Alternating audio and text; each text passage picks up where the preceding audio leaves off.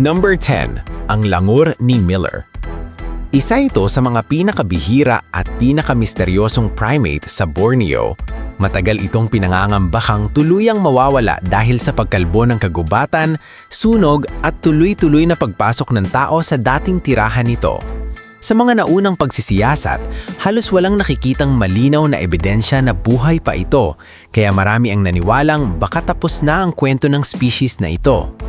Pero nagbago ang lahat nang gumana ang mga camera trap at nakakuha ng mga imahe ng mga grupo nila sa loob ng gubat. Doon napatunayang hindi lang pala sila nabubuhay, kundi kumikilos pa bilang pamilya, nagtitipon malapit sa mga mineral source at mas malawak ang sakop ng tirahan nila kaysa sa dating akala. Dahil dito, lalo pang tumindi ang halaga ng proteksyon sa lugar na iyon dahil pwedeng iyon na ang huling matibay na kuta ng langur ni Miller. Number 9, ang Coelacanth, Coelacanth. Kung may hayop na pwedeng tawaging buhay na fossil, ito na iyon. Sa sobrang tagal na kinilala itong patay na sa kasaysayan, ang tanging patunay noon ay mga fossil lang. Kaya ang paniniwala ng marami kasama ng mga eksperto ay matagal na itong nawala kasabay ng mga sinaunang nilalang. Parang isa na lang itong pangalan sa libro, hindi isang nilalang na pwedeng lumangoy pa sa totoong mundo. Kaya nang may isang Coelacanth na biglang nahuli at napag-alamang buhay para itong pagbaliktad ng buong paniniwala tungkol sa pagkawala ng species. Ang kakaiba pa, ang itsura at galaw nito ay tila tulay pagitan ng sinaunang anyo at modernong isda, lalo na ang paligpik na parang may pagka-paa at ang pag-iral nito sa manalalim at madidilim na bahagi ng dagat. Hanggang ngayon, itinuturing itong isa sa pinakamahalagang ebidensya na may mga lihim pa ang karagatan na hindi natin ganap na nauunawaan. Number 8, ang mahabang nuso na echidna ni Attenborough. Kakaibang hayop na ito dahil isa itong mammal na nangingitlog, isang bagay na parang hindi bagay sa modernong mundo, kaya madalas pa nga itong tawaging buhay na bakas ng sinaunang panahon. Sa loob ng maraming dekada, parang naglaho ito sa mata ng siyensya. Walang malinaw na tala, walang bagong obserbasyon, at halos puro lumang record na lang ang pinangahawakan. Dahil dito, maraming naniwalang baka tuluyan na itong nawala sa mga bundok at kagubatang pinagtataguan nito. Pero nang muling makunan ng ebidensya sa mga liblib na lugar, parang may nabukas na pinto pabalik sa isang lumang kabanata ng evolusyon. Ipinakita ng mga kuha na kaya pa rin nitong mabuhay sa mga lugar na bihirang mapuntahan ng tao at doon nito nakaligtas ng hindi napapangsin.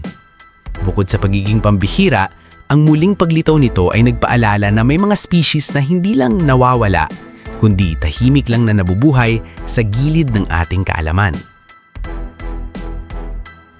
Number 7, ang kabayong Caspian. May mga lahi ng hayop na kapag nawala sa paningin ng mundo, akala ng lahat ay alamat na lang. Ganito ang nangyari sa kabayong Caspian. Matagal itong itinuring na isang lumang kabayo ng kasaysayan na parang nabuhay lang sa mga kwento ng sinaunang kultura at pagkatapos ay naglaho. Sa isip ng marami, kung wala nang nakikita at wala nang nagtatalang buhay pa ito, ibig sabihin tapos na ang lahi nito. Pero may mga pagkakataon na ang nawala ay hindi pala tuluyang nawala. Hindi lang napapansin. Nang may nakatuklas na maliliit na kabayo na kahawig ng inilalarawan na Caspian, nabuhay ulit ang interes at pagsisiyasat. Lalong tumindi ang halaga nito dahil may mga natagbo ang bakas sa mga sinaunang lugar na nagpapakita na mapakatanda ang ugnayan nito sa tao. Parang patunay na may mga lahi na tumatawid sa mahabang panahon at kapag muling lumitaw, para kang nakahawak ng buhay na piraso ng kasaysayan. Number 6, ang higanteng pagong ng Fernandina. Sa isang liblib at bulkanikong isla, may isang uri ng pagong na halos maging alamat na lang sa loob ng mahigit isang siglo. Isang beses lang itong naitala noon, tapos parang nilamon na ng panahon ang lahat ng pag-asa na may natira pang buhay. Dahil mahirap puntahan at delikado ang lugar, lalo na kung aktibo ang bulkan, maraming eksperto ang naniniwalang baka tuluyan ng nawasak ang tirahan nito at kasabay na ring naglaho ang species. Kaya nang may matagpo ang buhay na higanteng pagong, parang may biglang sumilip na himala sa gitna ng abong bulkan. Hindi lang ito simpleng nakakita ng hayop. Isa itong paalala na may mga nilalang na kayang kumapit sa buhay kahit sa mga lugar na tila imposible para sa tao. Dahil iilan na lang ang natitira, bawat ebidensya at bawat hakbang ng siyensya rito ay may bigat, proteksyon, pag-aaral at ang pag-asa na baka may iba pang nakatago sa parehong lupain. Number 5. Ang rhinoceros ng Sumatra. Kung iisipin mo ang rhinoceros, kadalasan ang pumapasok sa isip ay malalaki at matitigas ang balat. Pero ang rhinoceros ng Sumatra ay may kakaibang anyo, mas maliit at may balahibo pa na parang bakas ng sinaunang panahon. Sa ilang lugar, matagal nang tahimik ang gubat. Walang nakikitang bakas, walang malinaw na obserbasyon at puro lumang ulat na lang ang naiwan. Dahil dito, maraming taong naniniwalang baka wala na talaga ito sa ilang rehiyon at tuluyan ng umatras sa kasaysayan. Pero nang may biglang lumitaw na matibay na ebidensya na buhay pa ito, nagbago ang tono ng usapan. Mula tapos na, naging may pag-asa pa. Ang muling paglitaw nito ay hindi lang kwento ng pagkakatuklas, kwento rin ito ng habulan sa oras. Dahil napakaliit na ng populasyon, bawat individual ay mahalaga at bawat tagumpay sa paghahanap at pagproprotekta ay parang paghawak sa huling sinuid na nagdudugtong sa isang napakatandang linya ng ebolusyon. Number 4. Ang takahe ng New Zealand. May mga hayop na kapag naideklarang wala na, parang isinara na rin ang pinto ng pag-asa. At isa sa pinakamatinding halimbawa nito ang takahe. Isa itong malaking ibon na hindi lumilipad, kaya mas madaling mabiktima ng mga panganib sa paligid. Sa mahabang panahon, paulit-ulit itong itinuturing na tuluyan ng nawala, hanggang sa halos maging alamat na lang sa isip ng mga tao. Isang ibong minsang nabuhay, tapos na. Pero ang nakakagulat, bumalik ang kwento nito sa pinaka-hindi inaasahang paraan. Sa mismong mga liblib na lugar na bihirang mapuntahan ng tao. Nang makita at makunan muli, nagdulot iyon ng matinding sigla sa buong mundo. Dahil hindi lang ito simpleng nakakita ng ibon, kundi pagbawi ng isang species mula sa mismong bangin ng pagkawala. Pagkatapos noon, naging mas seryoso ang mga programang pangkonserbasyon, pagpaparami, paglipat sa mas ligtas na santuaryo, at mas matiyagang pagbabantay. Dahil ang bawat dagdag na buhay ay parang panalo laban sa salitang extinct. Number 3. Ang pekari ng Chaco. Kung may kwento na parang pantasya pero totoo, ito ang pekari ng Chaco. Sa loob ng maraming dekada, ang alam lang ng mga siyentipiko ay mga buto at fossil, parang patunay na matagal na itong namatay at ang natitira na lang ay alaala sa lupa. Kaya nang may mga ulat mula sa mga lokal na komunidad tungkol sa kakaibang hayop na kahawig ng baboy damo, tila imposibleng pakinggan, pero sapat para pasimulan ang paghahanap. At doon nangyari ang kabaligtaran ng inaasahan.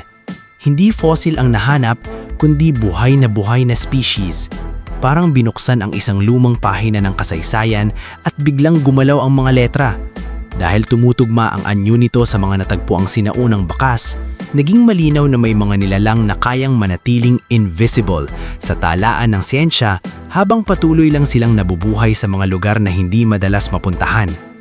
Sa ganitong uri ng pangtuklas, hindi lang hayop ang nare-rediscover, pati ang limitasyon ng ating kaalaman.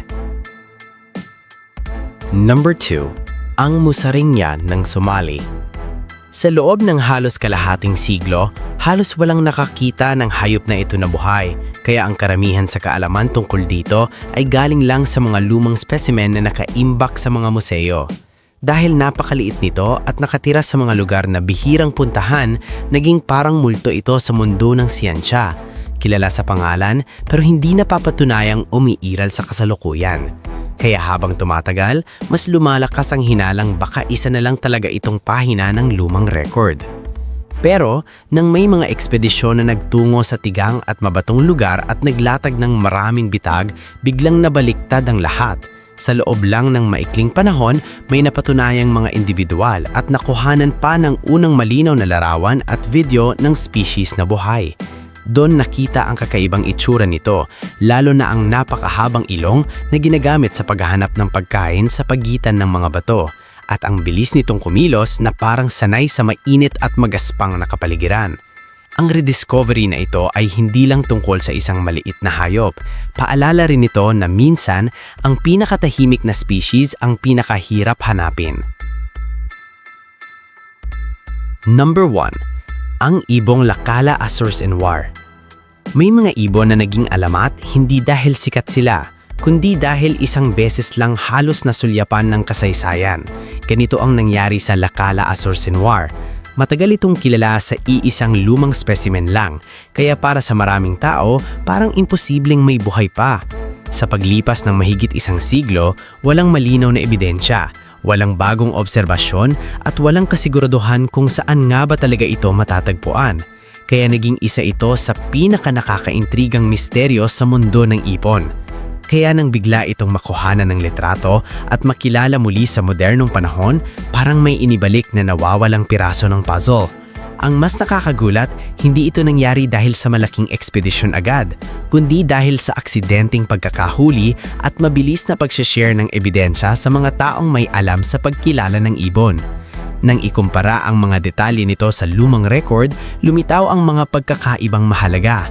Mga bagay na pwedeng bukas ng pinto para mas mahanap pa ang iba pang posibleng individual. Sa ganitong kwento, ang number 1 hindi lang tungkol sa rarity, kundi tungkol sa isang species na halos tuluyang nawala sa mata ng mundo pero nagawang bumalik.